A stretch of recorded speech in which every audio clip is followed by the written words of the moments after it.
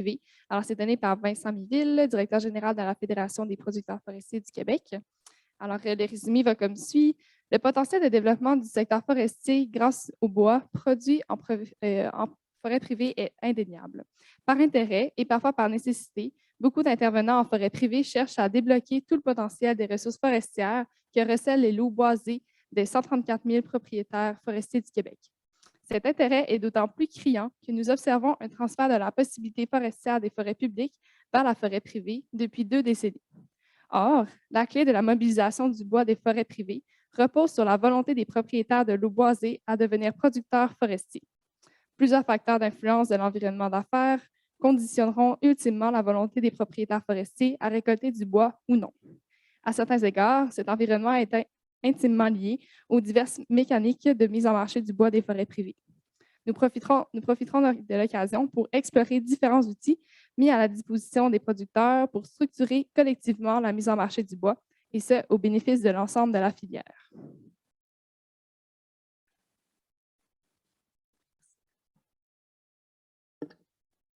Puis juste faire un petit message rapido là, pour les questions. Après, assurez-vous de vraiment vous rapprocher du micro pour qu'on puisse bien vous entendre, parce que je pense que la première question de tantôt, on a eu un petit manque de son, mais voilà, tout simplement. Je peux utiliser celui-ci? Ça, ça ne fonctionne pas, mais vous pouvez juste venir placer.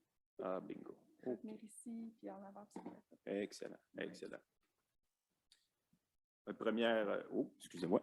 Premièrement, merci de m'accueillir pour venir discuter avec vous de mise en marché. C'est un peu mon dada là, depuis que j'ai commencé au niveau forestier, à la Fédération des producteurs forestiers, aussi quand j'étais consultant, puis à ma maîtrise là, que j'ai effectuée sous la direction de Nancy Gélina. Fait que je suis vraiment content de venir pouvoir discuter avec vous de ces principes-là, discuter aussi de la mise en marché du bois de la forêt privée, des mécaniques qui sont certainement un peu différentes de celles qui nous ont été présentées au niveau du BMMB un petit peu plus tôt ce matin.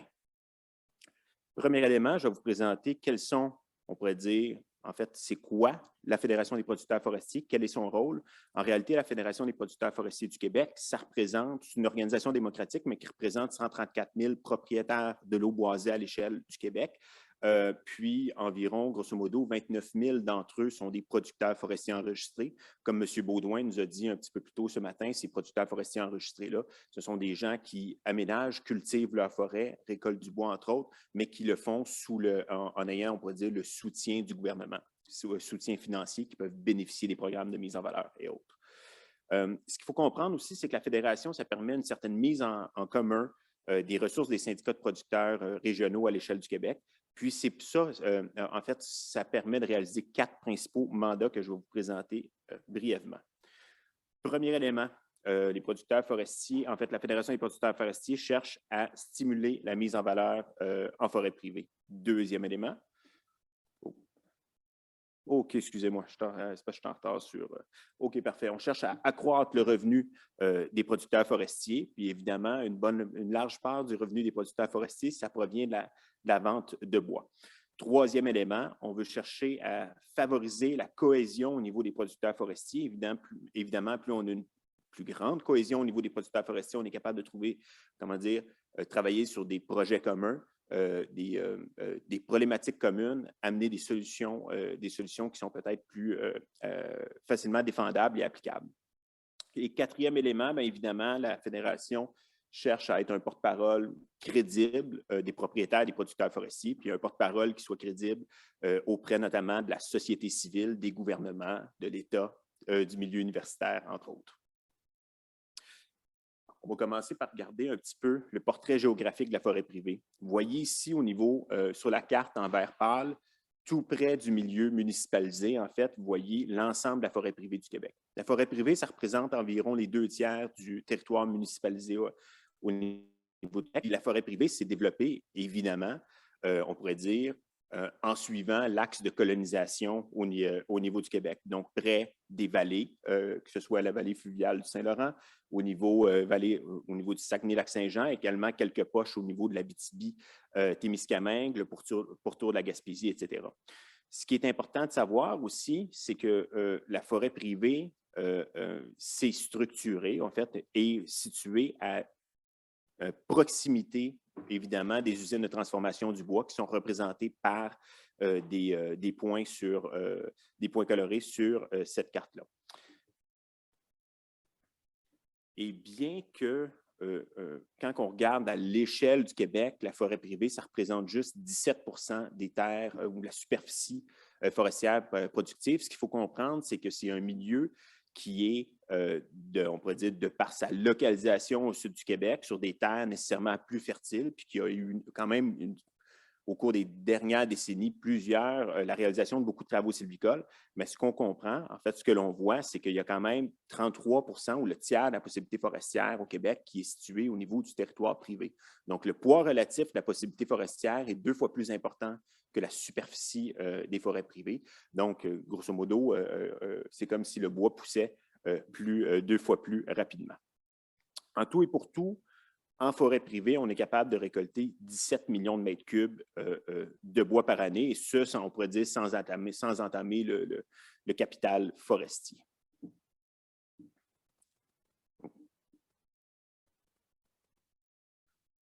OK.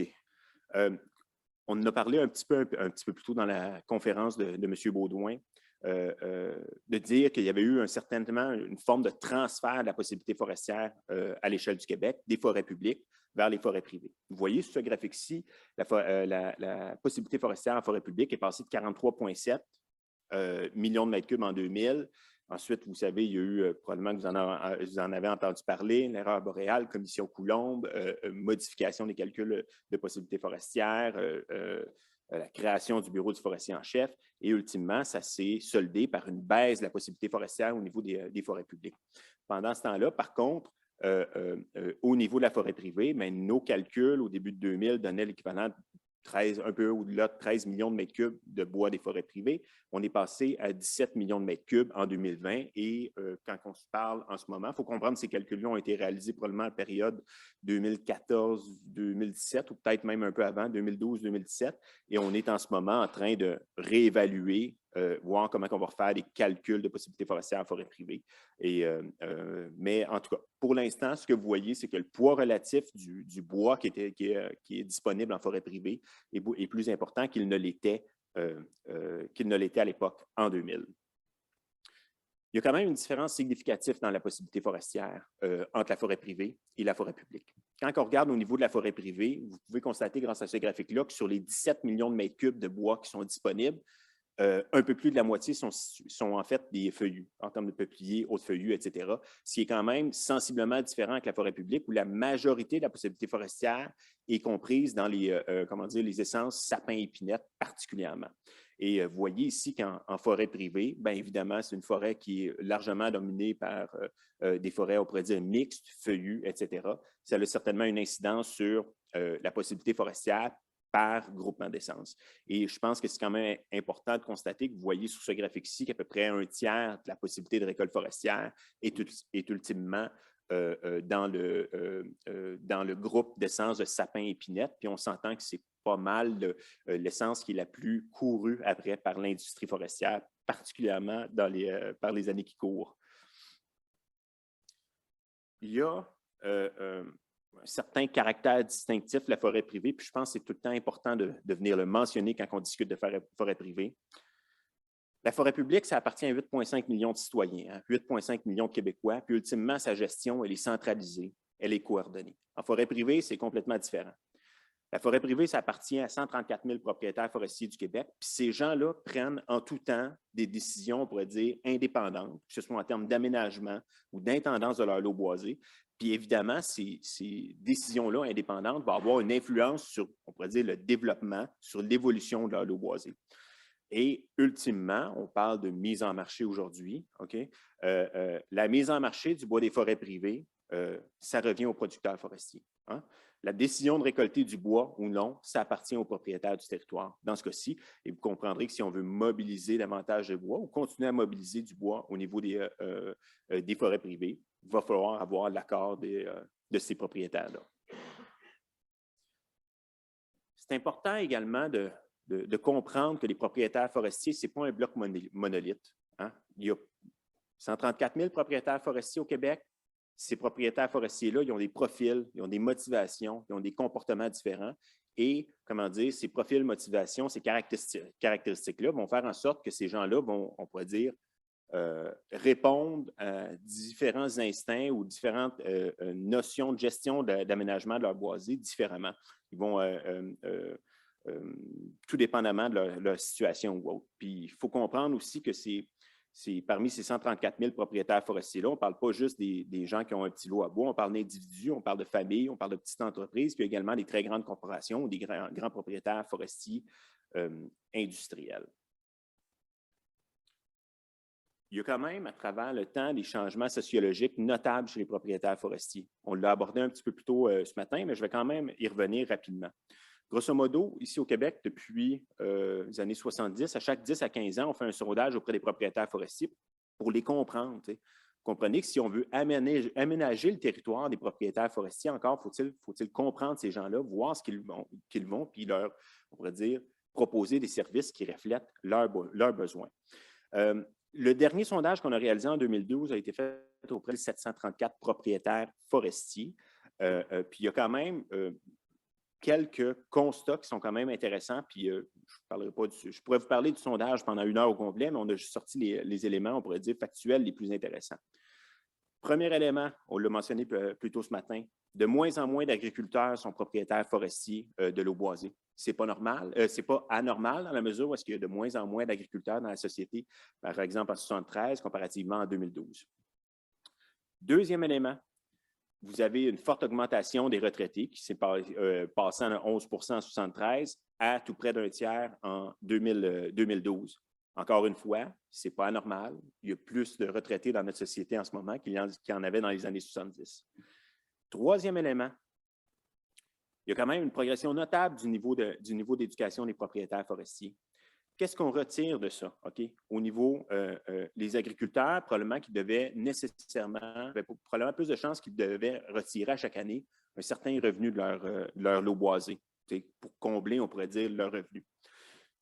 Au niveau, les gens qui sont retraités, généralement, ont déjà leur capital ou autre. Ils n'ont pas besoin nécessairement de retirer un revenu à chaque année de leur boisé. Même chose au niveau, quand vous regardez l'école blanche, parce qu'il y en a plus qu'auparavant, c'est des gens où la vente de bois va devenir un revenu secondaire au niveau de leur panier. Puis c'est des gens, on voit qu'il y a quand même une progression au niveau de la scolarité chez les producteurs forestiers. Donc, généralement, la production de bois devient certainement plus secondaire à travers le temps. Donc, il y a de moins en moins de propriétaires de boisés qui vont ultimement vivre de leur terre, vivre de leur lot à bois. Puis le revenu de vente de bois est moins central autour de leurs préoccupations qu'il ne l'était à l'époque. Les motivations des propriétaires forestiers envers leur lot boisé sont multiples, puis ne sont certainement pas incompatibles entre elles. Ils peuvent apparaître incompatibles, mais c'est un peu comme la société. Regardons les motivations de l'État envers les propriétaires forestiers. L'État, d'un côté, via des ministères, on pourrait dire, à saveur développement plus économique, cherche à faire fructifier le bois chez les producteurs forestiers pour alimenter une industrie forestière. Pensons, disons, au ministère des Forêts. Ce même État-là et la société civile, d'un autre côté, cherchent à venir préserver les fonctions écologiques des boisés, que ce soit au niveau de l'eau, les espèces, etc. Il faut, il faut trouver un moyen de concilier tous ces besoins-là chez les lots des propriétaires forestiers. Mais ce qui est intéressant de voir, c'est que, vous voyez, l'État a comme des objectifs qui peuvent apparaître discordants par rapport à la gestion des lots boisés des propriétaires forestiers. Mais quand on regarde les motivations des propriétaires forestiers, bien, il y a aussi également des motivations qui peuvent apparaître incompatibles, mais qui ne le sont pas nécessairement chez chacun des propriétaires forestiers. Quand vous voyez ici sur le graphique, premier élément qui motive les propriétaires forestiers à avoir un lot boisé, c'est le plaisir de posséder un environnement naturel. Deuxième élément, qui peut paraître un peu discordant, c'est le plaisir d'aménager une forêt. Donc, on parle d'un milieu aménagé versus un milieu naturel. Vous avez également beaucoup de producteurs forestiers. En fait, très grande majorité des propriétaires forestiers qui, veut pas, récoltent du bois de chauffage. Donc, au-delà de 80 vont récolter généralement du bois de chauffage. La récolte n'entre pas en conflit avec les autres motivations des propriétaires forestiers. Vous avez également une série d'autres activités, que ce soit des activités plus hédonistes, on pourrait dire comme la chasse ou autre, plutôt l'investissement et même la récolte de bois à pâte ou de sciage. C'est la détention du lot à bois et, on pourrait dire, en fait, par exemple, la production de bois n'est pas incompatible avec la détention du lot à bois des propriétaires forestiers. OK. Au niveau, quand on regarde les motivations des propriétaires forestiers, ce qu'on constate, c'est qu'ils n'entrent pas nécessairement en conflit, comme j'ai parlé un petit peu plus précédemment au niveau de la récolte, mais ils n'entrent pas en conflit non plus avec les activités d'aménagement forestier.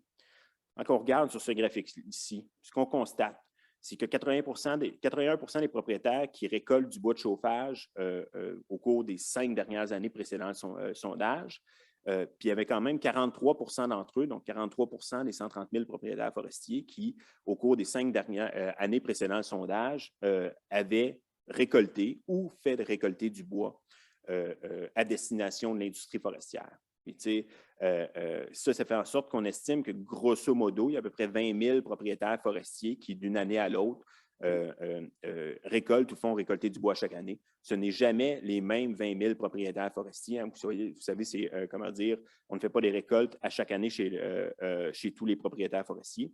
Mais grosso modo, ça donne un peu un ordre de grandeur. Mais il faut comprendre également que ce 43 %-là, le sondage a été réalisé au cours des 5 dernières années où est-ce qu'on était probablement au pire de la crise forestière, où est-ce qu'il y avait le moins de bois au niveau des forêts privées qui étaient mobilisées ou, ultimement, mises en marché. Ce qui est intéressant aussi de constater, c'est qu'à l'époque, il y avait quand même 37 des 130 000 propriétaires forestiers qui indiquaient avoir procédé à des travaux d'aménagement forestier non commerciaux au cours des 5 dernières années, en fait, les 5 années précédant le sondage. Maintenant, on a quand même une certaine forme d'indicateur que l'aménagement forestier, la récolte des bois, ça correspond à la motivation d'un assez grand nombre de propriétaires forestiers à l'échelle du Québec. Encore faut-il que dans ce contexte-là, comment est-ce qu'on pourrait décider d'accroître la récolte de bois chez davantage de propriétaires forestiers? Ce qu'il faut comprendre, c'est qu'on pourrait dire qu'il y a 4 facteurs principaux qui vont inciter ou non un propriétaire forestier à décider de récolter du bois. Okay? On va les regarder ici dans un ordre séquentiel. Premièrement, il faut que l'activité de récolte, ça corresponde à ses motivations personnelles. Hein? Comprenez qu'un propriétaire de lot boisé qui a acheté un lot boisé pour faire ultimement la conservation, peu importe ce que l'on lui offre sur un plateau d'argent, la récolte de bois ne fera jamais partie de ses motivations et on ne sera jamais capable de le convaincre à récolter. Donc, la récolte de bois doit faire partie de sa motivation personnelle, sinon on ne pourra jamais le forcer, pas le forcer, mais le convaincre à récolter du bois.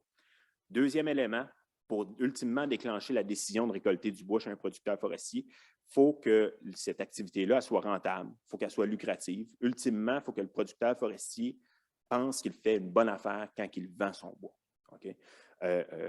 Il y a différents moyens d'arriver à ça. Vous pouvez avoir notamment le prix du bois. Si le prix du bois est bon, ça peut être on pourrait dire un seuil déclencheur qui va créer une opportunité financière pour le producteur forestier. Il faut également que le partage du prix entre tous les du prix du bois, que ce soit le propriétaire, la personne qui le récolte, le transport, etc., puisse permettre au propriétaire forestier ultimement d'avoir un revenu qui est suffisamment important. Vous pourriez également avoir la présence d'une subvention qui va changer, on pourrait dire, la dynamique ou la donne économique ou financière qui va permettre aux producteurs forestiers de faire une récolte ou même un crédit de taxe. Ça, c'est trois éléments qui pourraient s'avérer déterminants pour ultimement déclencher la décision de récolter du bois ou non.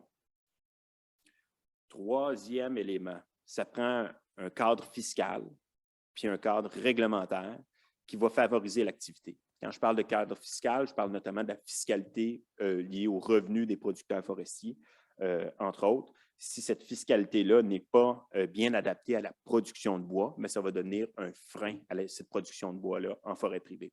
Quand je parle de cadre réglementaire, je parle de la superposition de l'ensemble des règlements qui vont régir, on pourrait dire, l'aménagement des forêts privées.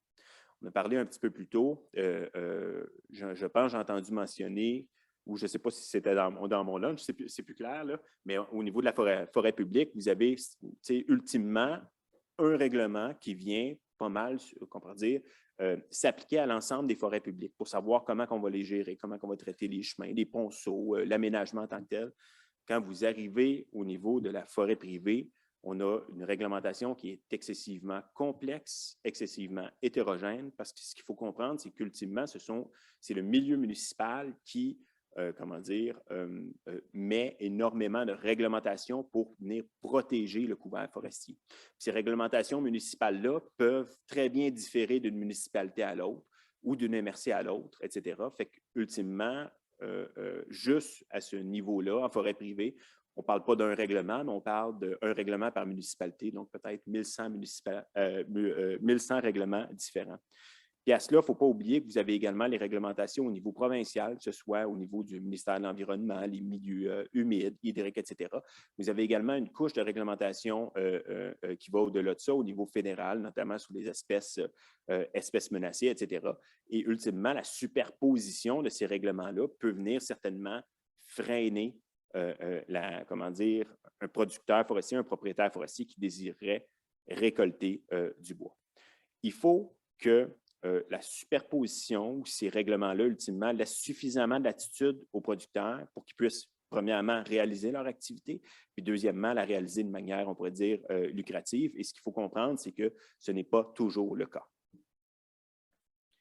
Quatrième élément, si l'ensemble des conditions précédentes ont été atteintes, il va falloir offrir aux producteurs forestiers, aux propriétaires forestiers, un soutien technique pour réaliser l'aménagement forestier, pour réaliser la récolte de bois, pour réaliser la commercialisation de ces bois-là, le transport, la remise en reproduction du site récolté. Et ce, d'autant plus que quand on regarde la sociologie des propriétaires forestiers, on parle de plus en plus des gens qui vont faire, on pourrait dire, une gestion à temps partiel de leur lot boisé parce que ça devient en réalité une source de revenus qui est plutôt secondaire. Contrairement à auparavant où il y avait beaucoup de gens qui pouvaient sortir à la scie mécanique la fin de semaine, aller faire au cours de quelques fins de semaine un voyage de bois et le vendre, c'est une activité qui est de moins en moins, on pourrait dire, normalisée en forêt privée. On va maintenant faire un bref aperçu de la mise en marché du bois au niveau des forêts privées. Il faut comprendre qu'au cours des dernières années, la mise en marché du bois a atteint à peu près 6 millions de mètres cubes. Okay. Les données que je vous montre en ce moment, les dernières statistiques de mise en marché que nous avons à la Fédération, c'est pour l'année 2020. On est en train de compiler les données 2021 actuellement, cette semaine, donc ils vont être dévoilés très bientôt. Donc, la mise en marché est à peu près aux alentours de 6 millions de mètres cubes actuellement.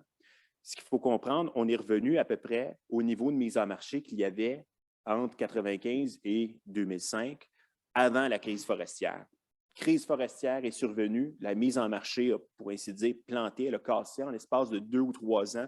50% du volume de production des producteurs forestiers s'est évaporé. 50%, c'est énorme. C'est beaucoup de gens qui perdent leur emploi, qui perdent leurs revenus, qui ont des machines, qui ont des machines, mettons, de récolte forestière, de transport, etc., qui perdent le moyen de réaliser leur revenu de ce côté-là. Il y a un autre élément qui est quand même intéressant quand vous voyez sur ce graphique-ci. Les premières années, les offices de commercialisation de bois en forêt privée, vous voyez que la majorité du volume qui était commercialisé en forêt privée, ça s'est structuré au niveau du marché des pâtes et papiers. Il y avait beaucoup de papetières, les papetières consommaient du bois rond, etc.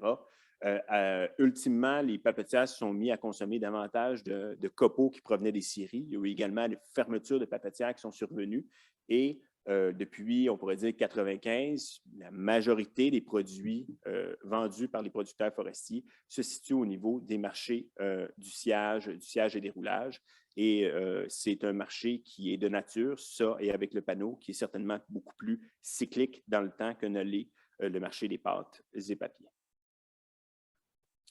En 2020, à peu près 4,7 millions de mètres cubes, ou tout près du 3/4, a été destiné au marché du bois des producteurs, a été destiné aux scieries.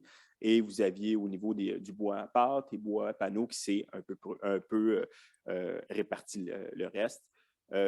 Peut-être pour vous donner une idée, là, pour 2021, la mise en marché devrait être un peu supérieure à celle de 2020, qui avait connu une petite baisse en fonction notamment du déclenchement de la pandémie, COVID, etc. 2021, je ne serais pas surpris si on se retrouvait avec une mise en marché qui oscille entre 6,5 et 7 millions de mètres cubes, ce qui en ferait probablement une des meilleures de tous les temps. Pas la meilleure année de mise en marché, mais qui montre qu'il y a quand même une certaine progression. Il n'y a pas un essoufflement au niveau de la mise en marché. C'est important également de voir sur ce graphique-ci la proportion du bois mobilisé par les producteurs forestiers à travers le temps, de plus en plus de résineux, qui est ultimement mis en marché, récolté par les producteurs forestiers, et une moins grande dépendance au niveau du feuillu. Puis ça, c'est important de le retenir. On va explorer ce phénomène-là avec les diapositives suivantes. Le potentiel des forêts privées demeure encore largement ou certainement partiellement inexploité. Quand on regarde au niveau de la possibilité forestière, donc ce qui croît chaque année là, au niveau des forêts privées, actuellement, on parle de 17 millions de mètres cubes. Regardez au niveau du volume mobilisable. Ça, c'est les organismes, les syndicats de producteurs forestiers à l'échelle du territoire évaluent dans les meilleures conditions de marché, avec des bons prix, avec une ouverture de marché pour tous les produits disponibles des producteurs forestiers. On pense qu'en forêt privée, on serait capable de vendre 8,8 millions de mètres cubes. Donc, grosso modo, un peu plus que la moitié de la possibilité forestière. Ça, c'est ce qu'on peut vendre à chaque année, potentiellement. Ultimement, en 2020, ce qui a été vendu, c'est de l'ordre de 6,2 millions de mètres cubes. 2021, on va être quelques centaines de milliers de mètres cubes au-delà de ça. Donc, le potentiel des forêts privées y est inexploité, mais il faut quand même comprendre qu'il y a quand même une concurrence qui est féroce. Sur ce graphique-ci, vous voyez la part en vert, ça c'est les approvisionnements en bois rond des usines du Québec, et en vert pâle, ça c'est les approvisionnements qui proviennent de la forêt publique, qui occupent nécessairement une très grande part des approvisionnements des forêts, des usines du Québec. En gris, vous avez ce qui provient de l'extérieur du Québec, là, nommément de l'Ontario, du Nouveau-Brunswick et des États-Unis. Donc, le bois rond qui rentre dans les usines de transformation. Et en vert foncé, les volumes qui sont issus de la forêt privée à chaque année. Ce n'est pas une mauvaise chose qu'on ait une forêt publique qui ait autant de ressources, parce que dans le fait, ça a permis ultimement à travers le temps de venir structurer une industrie forestière. Puis en structurant cette industrie forestière-là, en permettant la création d'usines de transformation du bois à l'échelle du territoire, ça a ultimement également créé une opportunité de vente aux producteurs forestiers qui habitaient pas loin de ces usines-là. Mais néanmoins, il faut quand même comprendre que ultimement, le plus grand compétiteur des producteurs forestiers au niveau du Québec, ça n'en demeure pas moins l'État. Quand on regarde sur le graphique ici, qui est un peu plus bas, on voit que la proportion des approvisionnements des usines québécoises en provenance de la forêt privée, là, ça oscille grosso modo entre 15 et 20 % à peu près à travers le temps. Cette proportion-là a ultimement augmenté au cours des dernières années, principalement en raison d'un transfert de la possibilité forestière des forêts publiques vers les forêts privées. Puis il faut comprendre aussi qu'il y a quand même eu un accroissement significatif de la demande de bois rond, puis qui a été, somme toute, intéressante au niveau de la forêt privée, là, où on a vu que la mise en marché a pu s'accroître de manière assez significative au cours des dernières années. Toujours est-il qu'il reste quand même entre 2 et 3 millions de mètres cubes de bois qui sont disponibles en forêt privée. Vous voyez ici, premier élément, au niveau du sapin épinette, sur l'ensemble des volumes qu'on considère disponibles en forêt privée, qu'on pense qu'on serait capable de vendre à court et moyen terme si on avait un marché ouvert pour tous ces volumes-là. Environ 86 % des volumes sont vendus. Pour se rendre à 100 %, il faudrait probablement être en mesure de mobiliser l'ensemble des autres essences. Vous voyez les autres groupes d'essences au niveau de hauts résineux, feuillus durs, peupliers. Grosso modo, c'est à peu près la moitié des volumes qu'on pense qui sont disponibles, qu'on pourrait vendre, qu'on est réellement capable de vendre sur les marchés. Vous comprenez que ça amène certainement certaines problématiques d'aménagement quand tu n'es pas capable de vendre toutes tes essences,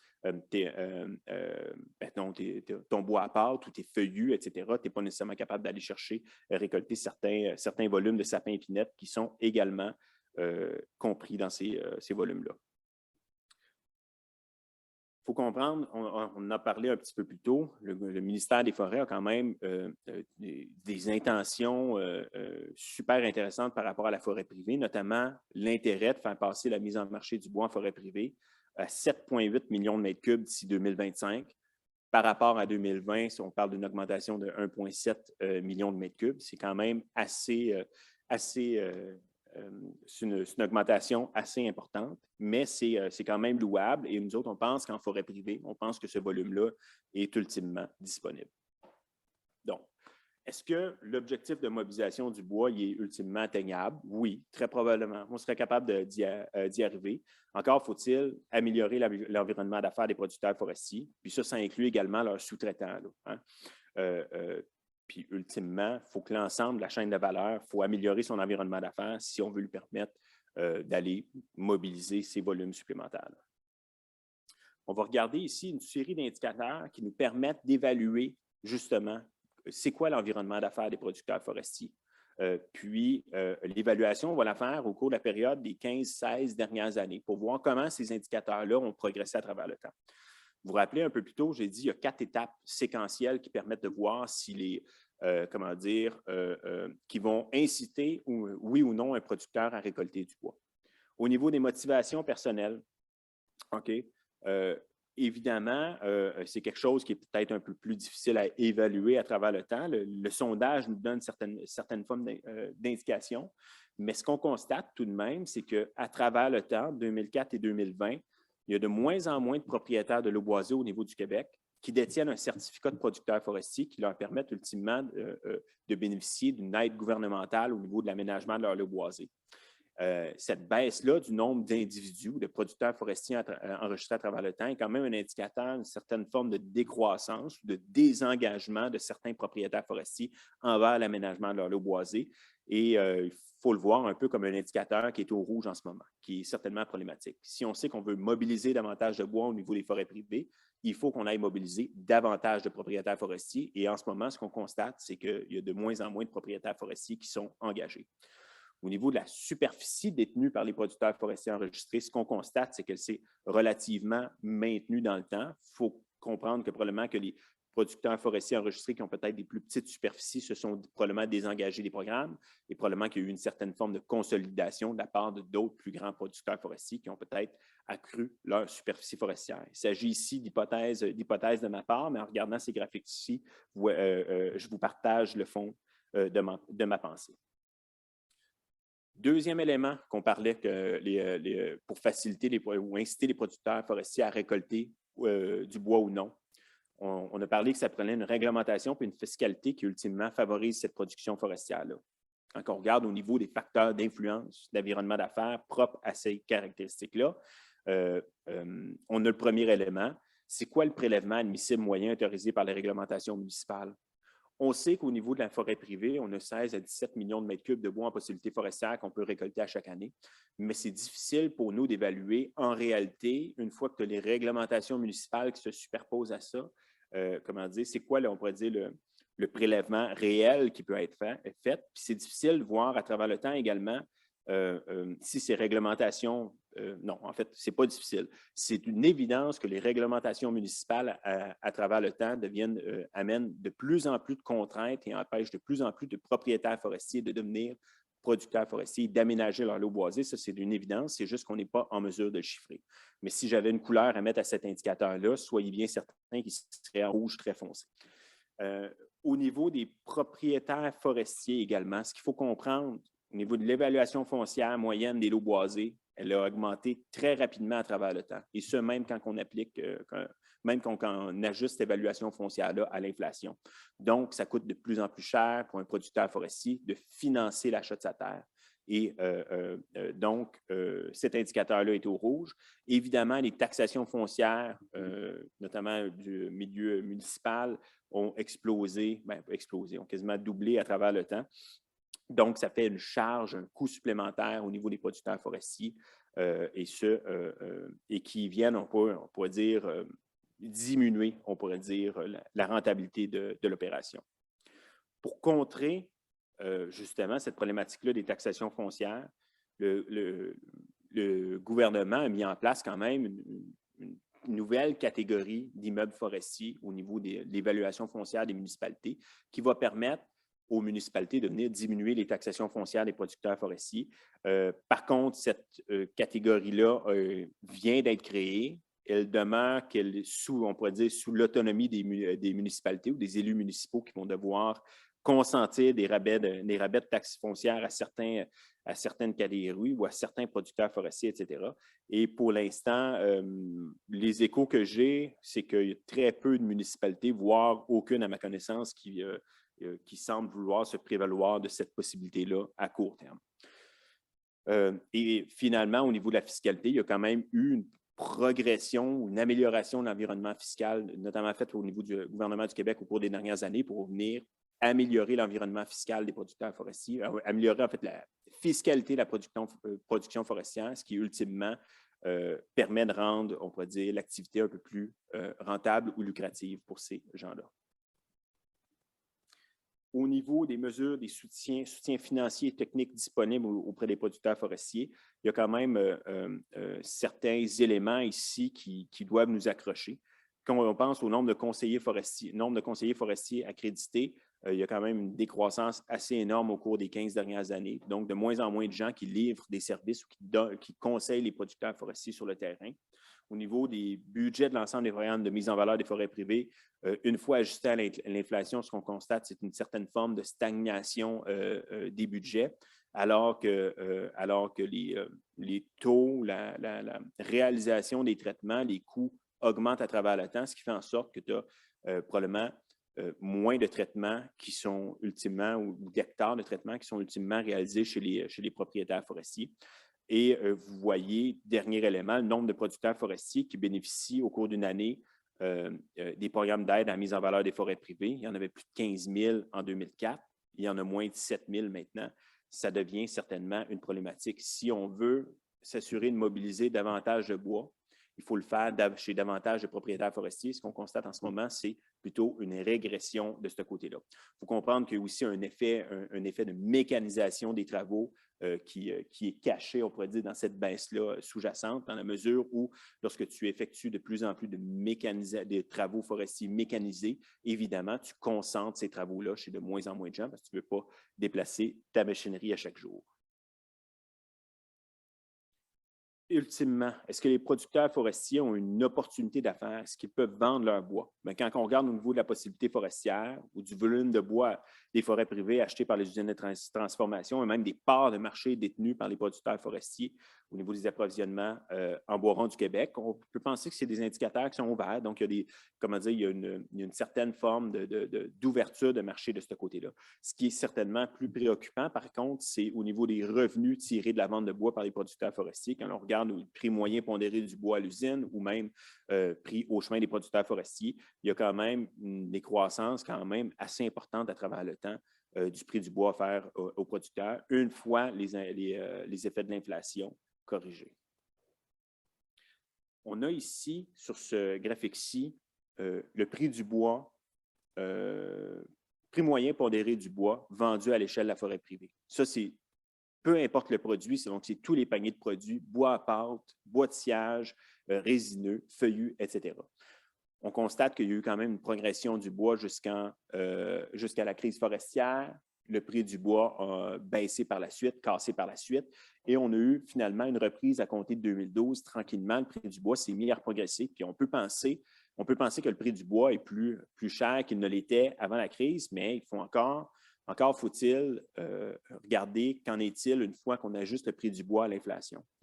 Ajusté à l'inflation, le prix du bois rond a subi quand même de fortes baisses. On pourrait parler d'environ 15 % au cours des 15 dernières années. Sous l'effet, évidemment, il y a plusieurs facteurs. Donc, il y a eu la crise forestière, perte de marché pour bois à pâte, il y a eu des efforts de rationalisation, de consolidation par des usines, concurrence aussi exercée par des opérations au niveau des forêts publiques. Et ce qu'il faut comprendre, c'est que bien que les revenus tirés de la vente de bois par les producteurs ont décliné à travers le temps, ben, les coûts de production, il y a une certaine forme de hausse de coûts de production, que l'on parle de l'inflation du coût de l'énergie, l'inflation du coût de la main-d'œuvre, les réglementations environnementales. Davantage de réglementations amènent certainement davantage de contraintes, puis ça amène une augmentation des coûts de production. Vous avez des frais liés à la certification forestière, des taxes foncières qui sont en hausse. Donc, la rentabilité des producteurs forestiers est peut-être un peu plus difficile à obtenir, outre le fait s'ils font des gains de productivité. On va parler un peu de mécanismes de mise en marché de bois de la forêt privée rapidement, brièvement. Ce qu'il faut comprendre, c'est que je suis sûr que vous avez lu des articles, vous avez entendu des reportages radio ou autres, si vous suivez un petit peu ce qui se passe en forêt. La mise en marché du bois de sciage, de la forêt privée, ça a quand même suscité beaucoup de réflexions au cours des dernières années chez les producteurs. Puis, ce qu'il faut comprendre, c'est que contrairement à d'autres secteurs d'activité, les producteurs forestiers peuvent se doter d'une modalité commune de mise en marché afin de contrer certaines inefficiences du libre marché. Pourquoi est-ce que je parle d'inefficience? Ce qu'il faut comprendre, c'est que le marché du bois n'est pas un marché parfait. Okay? Il est affecté par certaines, on pourrait dire, certaines imperfections. On va en lister quelques-unes ici, là, je ne les aborderai pas tous. Prenons par exemple au niveau, pour avoir un marché parfait, ça prend, vous avez entendu Michel Vincent un peu plus tôt aujourd'hui dire le marché du bois d'œuvre est un marché de concurrence, on pourrait dire quasi parfaite, beaucoup d'acheteurs, beaucoup de vendeurs. Quand on arrive au niveau du marché du bois rond, ce n'est pas le cas. Vous avez plusieurs dizaines de milliers de producteurs forestiers qui, ultimement, vendent leur bois à une poignée d'usines, quelques usines. Donc, il y a un certain débalancement. Au niveau économique, on parlerait d'une certaine forme d'oligopole où vous avez peu d'acheteurs qui achètent auprès de, oligopsone, où vous avez peu d'acheteurs qui achètent auprès de beaucoup de clients. Au niveau de la transparence sur les marchés, vous avez d'une part des acheteurs de bois qui, de par la nature, sont des professionnels de l'achat du bois. Ils font ça à temps plein, évidemment, pour faire rouler leurs usines. Là. Ils achètent des centaines de voyages ou des milliers de voyages à chaque année. Donc, ils ont une connaissance intime du marché, connaissance intime de chacun des producteurs, etc., puis des prix qui sont offerts sur les marchés. À l'inverse, vous avez des producteurs forestiers qui font de la vente de bois, ultimement, de manière, on pourrait dire, temporaire ou ponctuelle, etc. Puis il y a un déficit d'information de leur côté. Ils détiennent beaucoup moins d'informations sur le marché que ne le détient l'acheteur. Vous avez également, au niveau de la libre circulation des facteurs de production, si vous voulez avoir un marché parfait, ça fait partie des intrants et comprenez bien que c'est un peu difficile pour un producteur de déplacer sa terre là, pour aller vendre son bois. Donc, c'est certainement un enjeu. Puis à cela, il faut quand même comprendre aussi qu'au niveau de la production forestière, pour un producteur forestier, la rentabilité, ultimement, est très faible, voire nulle, et parfois négative également dans certains cas. Et l'ensemble de la société, et même en fait le prix du bois, le prix qui est offert aux producteurs, ça ne rémunère pas l'ensemble des services environnementaux qui sont générés. C'est pour ça que, ultimement, c'est entre autres parce que le marché du bois et d'autres marchés agricoles, la pêche, etc., ne sont pas des marchés parfaits, qu'en 1956, le gouvernement du Québec a adopté la loi sur la mise en marché des produits agricoles et alimentaires et de la pêche. Puis ça a permis d'assurer un équilibre dans les rapports commerciaux entre les producteurs et les acheteurs. Et deuxième élément, d'encadrer la production et la mise en marché des produits agricoles, de la forêt, de la pêche, par le biais de la formation des plans conjoints. En parallèle, ça mettait en place une structure, okay, qui est ce qu'on appelle la Régie des marchés agricoles et alimentaires du Québec, qui est une forme de tribunal administratif, un chien de garde qui vient s'assurer du respect de la bonne application de l'ensemble des lois et règlements qui viennent couvrir la mise en marché des produits agricoles. Et notez bien qu'on l'appelle la loi sur la mise en marché des produits agricoles et alimentaires, les premières organisations qui se sont dotées de plans conjoints, donc qui ont utilisé les outils qui étaient à la disposition des producteurs agricoles, ce sont en fait des producteurs forestiers à l'échelle du Québec. Donc, dès 1957, le premier plan conjoint au Québec a été créé au niveau du Saguenay-Lac-Saint-Jean. Donc, c'est les producteurs forestiers qui ont été les premiers, on pourrait dire, à sauter sur les possibilités qui étaient maintenant offertes par le gouvernement. Pourquoi est-ce qu'on parle d'équilibrer les rapports commerciaux entre les producteurs et les acheteurs? Je l'ai mentionné un petit peu plus tôt au niveau de l'oligopsone. Vous avez 134 000 propriétaires forestiers au Québec, 57 000 qui avaient dit en 2012 avoir expédié du bois à une usine de transformation au cours des 5 dernières années. Toujours en 2012, 15 000 d'entre eux avaient expédié du bois à une usine de transformation du bois. Et vous aviez la formation de 13 plans conjoints régionaux, qui est un concept que je vais revenir un petit peu plus tard avec vous. Et à l'opposé, vous avez les acheteurs de bois en forêt privée, 266 usines de transformation du bois primaire au Québec, donc 266 usines qui potentiellement achètent du bois rond. En réalité, au niveau de la forêt privée, vous en avez environ 200 qui en achètent, mais ultimement, vous avez 15 entités corporatives, donc 15 compagnies qui détiennent quelques usines, qui achètent 50 du bois des forêts privées. Donc, d'un côté, vous avez des dizaines de milliers de propriétaires forestiers et vous avez 15 entités corporatives qui achètent la moitié du bois. Donc, il y a une certaine forme de débalancement entre les producteurs et les acheteurs. J'ai mentionné un peu précédemment le plan conjoint. Okay? C'est quoi ça, un plan conjoint? En fait, l'utilisation des pouvoirs du plan conjoint, ça dépend du contexte inhérent à chaque secteur de production. Les producteurs décide de mettre en place un plan conjoint qui est un outil réglementaire pour venir régir la mise en marché d'un produit. Donc, se doter d'outils collectifs, de règles communes de mise en marché pour venir structurer la mise en marché d'un produit. Chaque groupe de producteurs, ultimement, il peut utiliser les pouvoirs qui correspondent à sa réalité, puis décider, ça c'est très important, décider de manière démocratique des moyens ou des outils à mettre en place pour venir développer la production puis la mise en marché du produit visé, que ce soit le homard, que ce soit le bois, que ce soit le sirop, etc. Les différents outils de mise en marché collective, et on va y revenir dans les diapositives suivantes, quels sont-ils? Ils prennent forme en s'adaptant aux besoins des producteurs. Puis ce qu'il faut comprendre, c'est qu'il y a certains plans conjoints aussi qui couvrent différents produits et qui vont utiliser les lois, les pouvoirs de la loi sur la mise en marché des produits agricoles, alimentaires et de la pêche de manière différente. Pensons à la mise en marché du bois de sciage versus la mise en marché du bois à pâte. Ça, je vais revenir un petit peu plus tard. Mais vous avez quand même entendu M. Baudouin un petit peu plus tôt là, aborder ce sujet-là. Donc, quels sont les outils, les pouvoirs réglementaires à la disposition des plans conjoints de producteurs de bois? Il y en a plusieurs. Premièrement, ils peuvent décider d'établir des contributions. Donc, sur chaque mètre cube de bois vendu, les producteurs décident on va mettre 4 cents de côté pour financer les activités du plan conjoint. Donc, pour financer se doter en réalité de services communs qui vont bénéficier à l'ensemble des producteurs forestiers. Vous pouvez également mandater le plan conjoint pour recueillir de l'information stratégique sur la filière, puis qui vont aider un peu à la mise en marché, aider à structurer la mise en marché du produit. Évidemment, plus tu as d'informations, plus c'est facile. Vous pouvez établir des garanties de paiement, les conditions de paiement. On peut décider de faire des pools de prix, de mettre le prix égal pour tous les acheteurs de bois, mettre le prix égal pour tous les producteurs de bois, s'assurer que tous les producteurs bénéficient des mêmes coûts de transport. On peut même faire une péréquation au niveau des coûts de transport. Centraliser les ventes. On peut décider d'avoir un prix uniforme pour l'ensemble des producteurs. Puis ultimement, ce que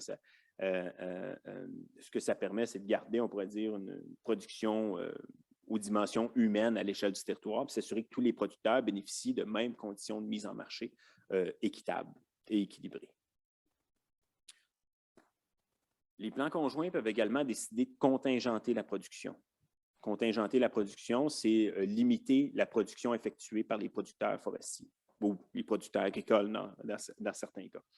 Un plan conjoint pourrait aussi se doter de règles pour gérer les surplus. Il pourrait notamment avoir un moyen de financer les activités de gestion des surplus. On pourrait décider de financer des inventaires stratégiques. C'est le cas notamment au niveau du sirop d'érable. On pourrait décider de financer des exportations. Donc, s'il y a une surproduction à l'échelle du pays ou à l'échelle de la province, on pourrait décider de financer des activités pour favoriser l'exportation du produit, pour venir diminuer les surplus qu'il y a au niveau local et autres. On peut également déterminer des conditions de production. Donc, quels sont les intrants, quelles sont les techniques qui vont être utilisées pour s'assurer de produire un produit homogène. Puis justement, en produisant un produit qui est homogène, généralement, il y a une certaine valeur ajoutée au niveau des usines de transformation, puis qui viennent, puis il peut avoir, ça peut être payant pour l'ensemble, pour structurer l'ensemble de la filière. Ça, c'est toute une série d'outils qui sont à la disposition des producteurs qui eux-mêmes vont venir décider démocratiquement comment les utiliser ou quels outils ils veulent ultimement utiliser. Le plan conjoint, ce qu'il faut comprendre, c'est que ce n'est pas un outil dont seulement les producteurs peuvent bénéficier. Hein. Le plan conjoint, ça engendre un climat qui est propice, puis ça permet un développement, on pourrait dire, des affaires de l'ensemble de la filière.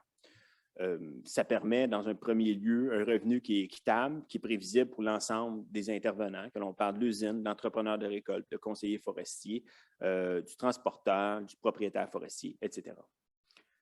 Ça permet certainement une plus grande transparence des marchés, puis une concertation entre les différents intervenants du secteur. Ça permet également aux propriétaires forestiers de mettre en commun leurs ressources et de se payer, on pourrait dire, des services que les producteurs ne pourraient pas s'offrir eux seuls. Que l'on passe au niveau de l'expertise, que l'on parle de négociation professionnelle, que l'on parle d'assistance légale, de promotion, de recherche, de développement des marchés, etc. C'est toute une forme de la collectivisation de ces services-là entre les producteurs forestiers leur permet de se doter de moyens qu'ils ne pourraient pas se payer ultimement seuls.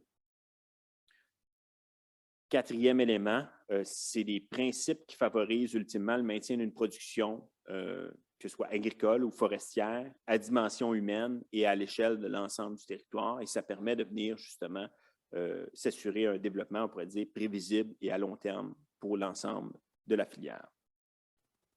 Quand on vient regarder le rôle des plans conjoints plus spécifiquement, excusez-moi, au niveau des plans conjoints de producteurs de bois, premièrement, les plans conjoints peuvent organiser le transport du bois, peuvent assurer des négociations professionnelles avec les usines, ils peuvent contrôler la production, contrôler la possibilité de récolte sur le territoire.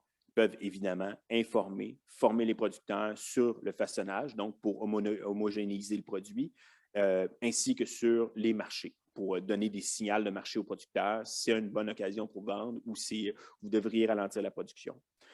Ils peuvent également documenter les systèmes de gestion durable, notamment pensons à tout le niveau, au niveau de la certification.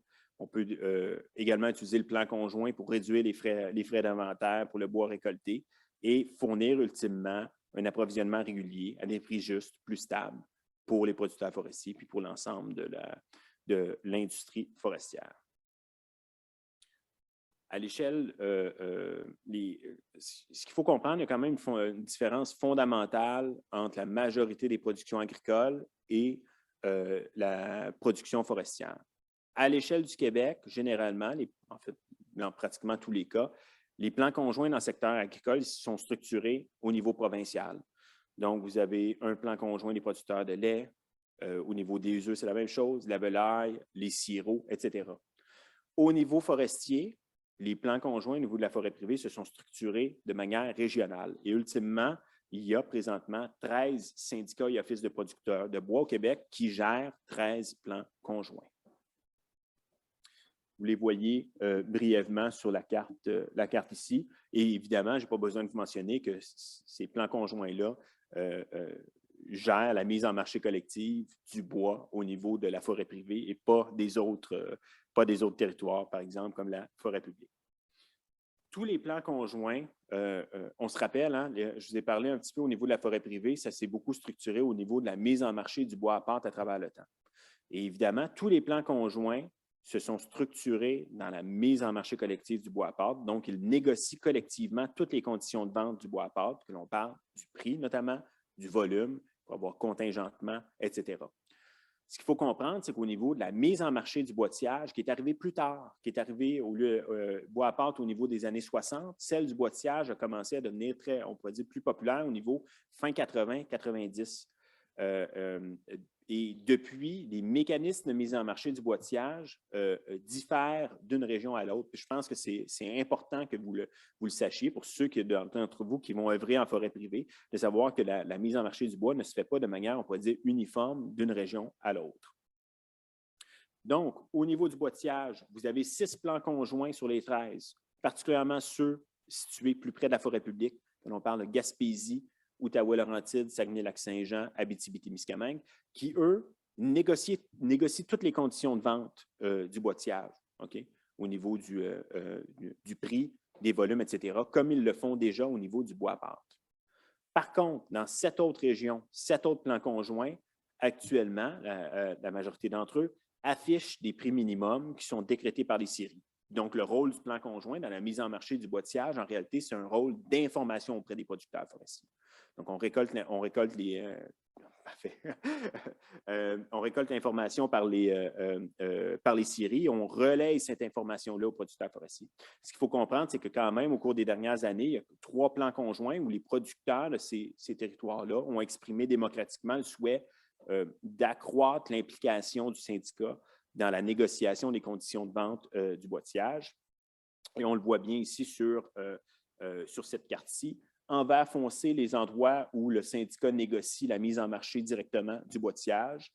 Au niveau du gris, où est-ce que ça fonctionne par, on pourrait dire, affichage de prix minimum. Donc, le syndicat ne fait que relayer l'information expédiée, on pourrait dire, par les scieries. Et vous avez en vert pâle les endroits, les territoires où les producteurs forestiers ont manifesté d'une certaine manière un intérêt à ce qu'il y ait une plus grande implication de leur syndicat dans la mise en marché du boîtillage.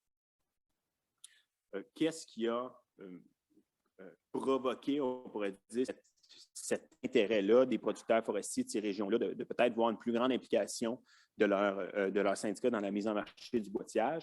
Bien, je pense que ce graphique-là est quand même assez éloquent à cet effet. Vous voyez, la ligne verte, ça, c'est les revenus d'un sieur, là, les revenus qu'une scierie ferait en vendant du bois d'œuvre, en vendant ses copeaux, ses cieux, etc.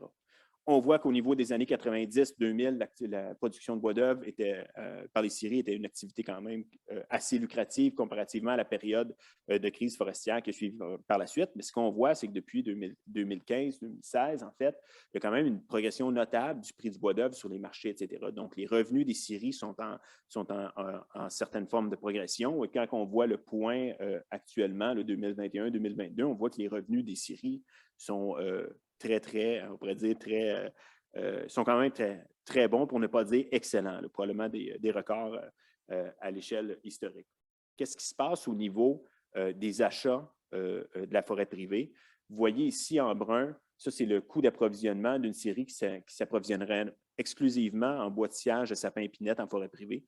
Ce qu'on constate, c'est qu'à travers le temps, ce coût-là est resté relativement stable à travers le temps. Donc, même s'il y a une progression notable des revenus au niveau de la filière, là, au niveau des scieries, il n'y a, pas une transmission égale de l'ensemble des revenus générés aux autres, jusqu'aux propriétaires, aux producteurs forestiers, ultimement. Je pense que c'est important aussi de le mettre dans une perspective historique. Vous avez également la mobilisation, les producteurs forestiers ne sont pas des gens différents de nous. Ils ont vu que le prix du bois d'œuvre a augmenté de manière significative au cours des dernières années.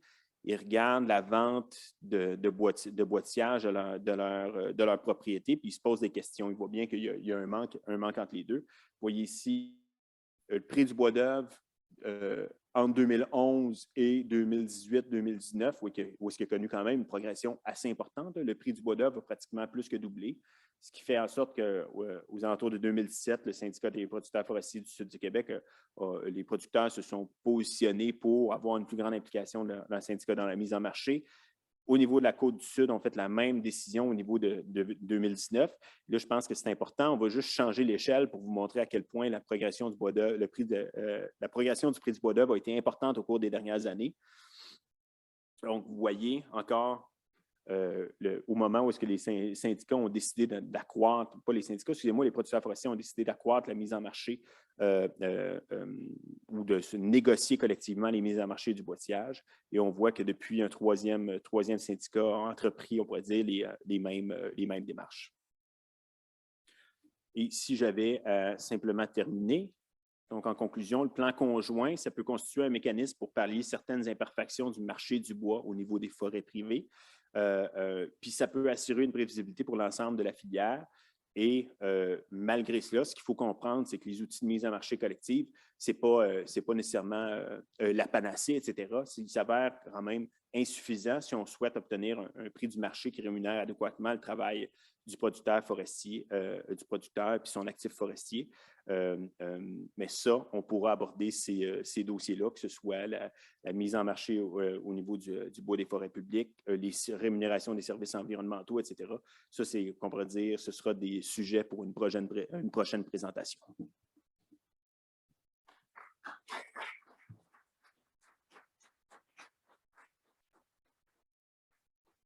Alors, merci Vincent. Au départ, bon, tu nous as bien placé le contexte de la forêt privée, donc ça faisait un peu le parallèle avec M. Baudouin ce matin, mais après, tu nous as bien décrit les enjeux économiques et la situation vraiment de mise en marché de la forêt privée. Merci, on comprend mieux les plans conjoints maintenant. Alors, des questions pour Vincent?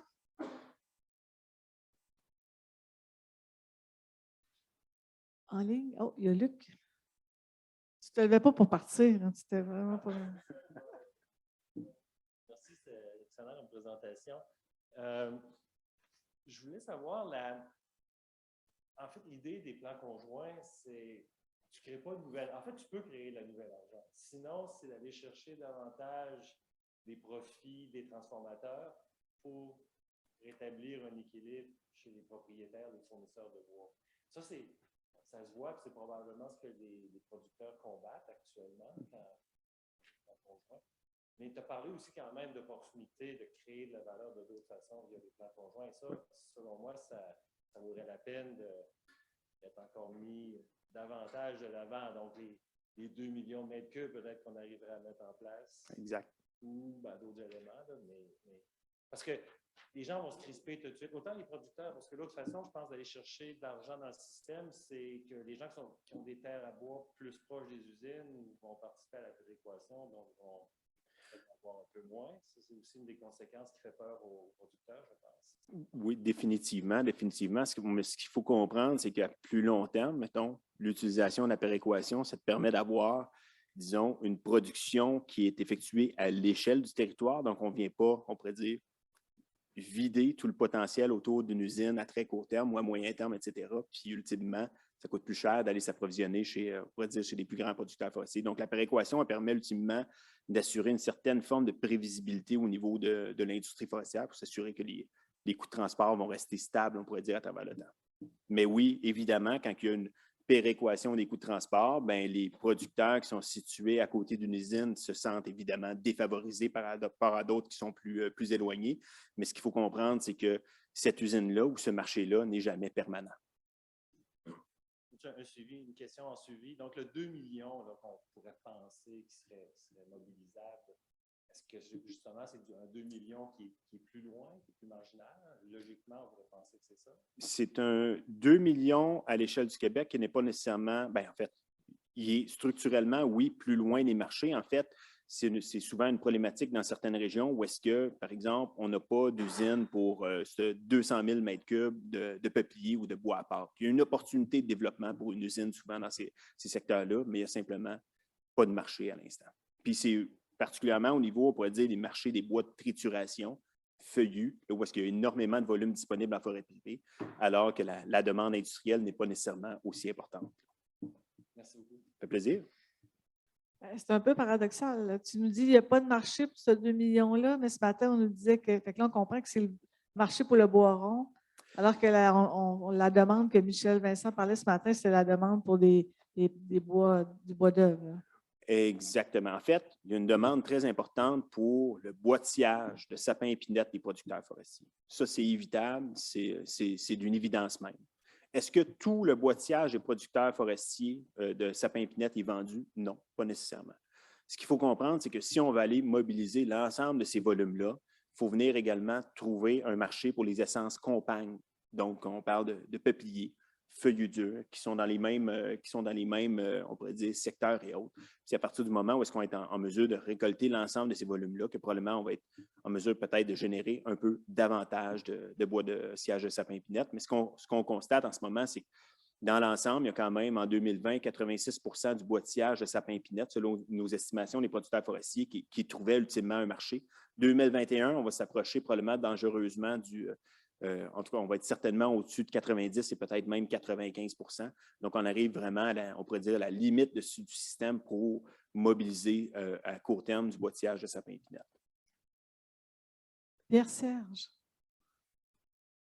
Je vais parler de la mise en marché des bois feuillus est plus difficile. L'original, c'est un jeu d'enfant, hein? C'est pas très compliqué. Qu'est-ce que vous faites pour mettre le feuillu? C'est pas évident. La problématique qu'il y a en ce moment, c'est la même problématique qu'il y a au niveau des forêts publiques puis des forêts privées. L'offre de bois de forêts feuillues est beaucoup plus importante que la demande sur les marchés. Ce n'est pas anormal dans la mesure où est-ce que la très grande majorité du feuillu qui est produit dans les marchés est destiné au niveau du marché du bois à pâte. C'est bien plate, là, mais depuis 1980, il ne s'est pas bâti une papetière à l'échelle de l'Amérique du Nord. Il s'en est rouvert certaines ici et là qui avaient été fermées pendant quelques années, là, mais structurellement, la demande de bois pour les feuillus, là, particulièrement feuillus durs, là, est en nette régression à travers le temps. Une certaine demande, là, on le voit avec les usines de panneaux qui se reconstruisent. Le marché de la construction commence à être intéressant. On voit West Fraser qui repart son usine de panneaux au niveau du Saguenay-Lac-Saint-Jean. Ça va venir drainer une certaine forme des volumes quand même assez importants de peupliers au niveau du Lac-Saint-Jean, un peu de boulot, etc. Puis ça va faire un effet structurel, mais ce n'est pas évident de trouver des nouveaux marchés pour des produits quand on voit l'ensemble des marchés qui sont fermés à travers le temps. Puis, c'est un challenge. Puis, au-delà d'un challenge des plans conjoints, je pense que c'est un challenge de l'ensemble de la filière, là, ou du secteur forestier au niveau du Québec. Là, la gestion des feuillus est un grand défi pour tous.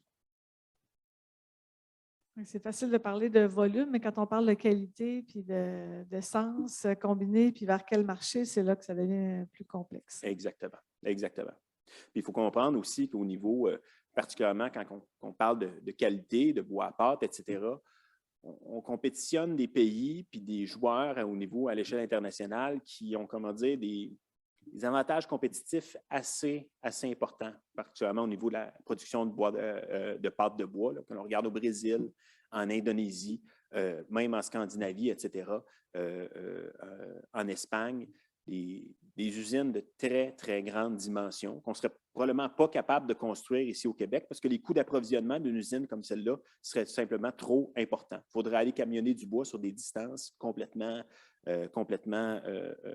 folles, alors que vous avez des usines au Brésil qui consomment plusieurs millions, voire tout près d'une dizaine de millions de mètres cubes à chaque année.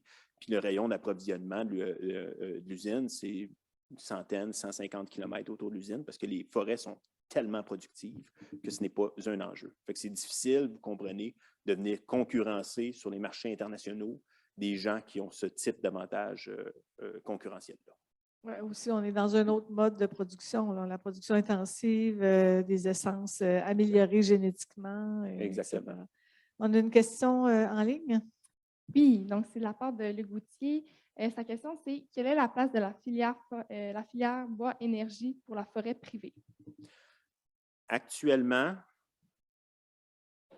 grosso modo, il y a à peu près 1 % de notre volume qui se dirige vers différentes formes de bioénergie.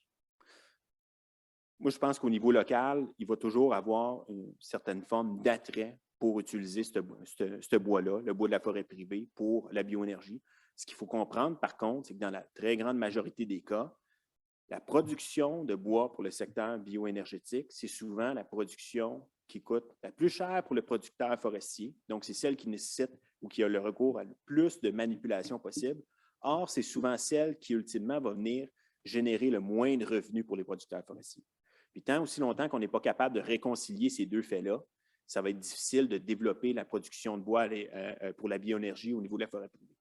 Il faut quand même comprendre qu'il y a quand même beaucoup de bioénergie qui se produit en forêt privée dans la mesure où est-ce que tu as quand même 1,8 million de mètres cubes de bois de chauffage qui est produit à chaque année à l'échelle du Québec, qui est utilisé au niveau de la production acéricole, chauffage des maisons, etc. Donc, la bioénergie, ça a tout le temps fait partie inhérente au niveau de la forêt privée, mais encore, comment est-ce il y a des progrès à faire ou autre, si on veut, on pourrait dire, structurer pour rendre ça, on pourrait dire, je ne dirais pas de le rendre dans le marché légal, mais de le rendre dans le marché, on pourrait dire, plus commercial ou autre. J'ai fait un petit lapsus. Mais... Oui. Je vais me faire taper ses doigts. Autre question pour Vincent? Oui, Catherine? Bonjour, moi je travaille en forêt publique, là, donc je ne connais pas beaucoup la forêt privée. Par contre, j'essaie de faire des liens là, entre ce que j'ai vu ce matin et ce que vous me présentez. Puis ce matin, on a vu une très grande image là, sur laquelle il y avait plusieurs intervenants, puis beaucoup d'argent qui était donné un peu partout là-dedans, puis qui arrivait de moins en moins d'argent aux producteurs. Là, vous êtes vraiment impliqué dans la mise en marché du feuillu pour lequel il y a beaucoup d'offres, pas beaucoup de demandes, donc vous gérez un contingent, il y a un prélèvement pris là-dessus. Comment ça s'inscrit de s'embarquer dans le marché du sillage résineux avec un prélèvement, puis une très bonne demande, puis une offre qui semble convenir? J'ai de la misère à comprendre. Oui, mais ce qu'il faut comprendre, c'est qu'au niveau, tu sais, en ce moment, il faut regarder plus loin que, mettons, la dernière année ou les 2 dernières années au niveau du boîtillage. Là. La mise en marché du boîtillage est super bonne en ce moment, là. Mais on revient 6-7 ans en arrière. C'était pas mal plus, certainement plus compliqué à gérer, tant en termes de volume que de prix. C'est sûr que quand tout va bien, quand un marché est parfait, la demande est super forte, etc., est-ce que les outils du plan conjoint ont toutes la même efficacité? Peut-être pas. Mais quand il commence à avoir des problématiques de mise en marché, etc., c'est là que l'utilisation des outils de plan conjoint peut devenir certainement efficace, peut devenir structurée à plus long terme. Cette mise en marché-là.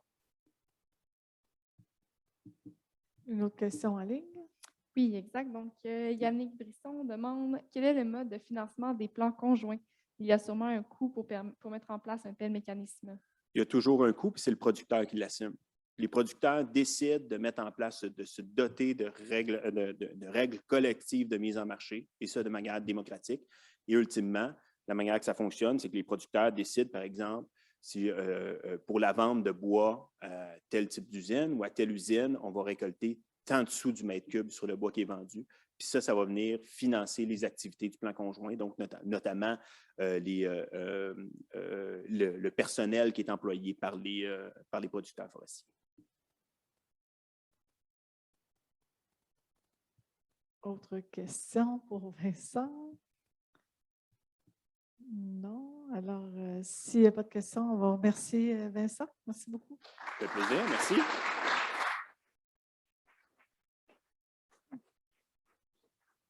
Alors, c'était notre dernière conférence de la journée pour le colloque de SSF 2022.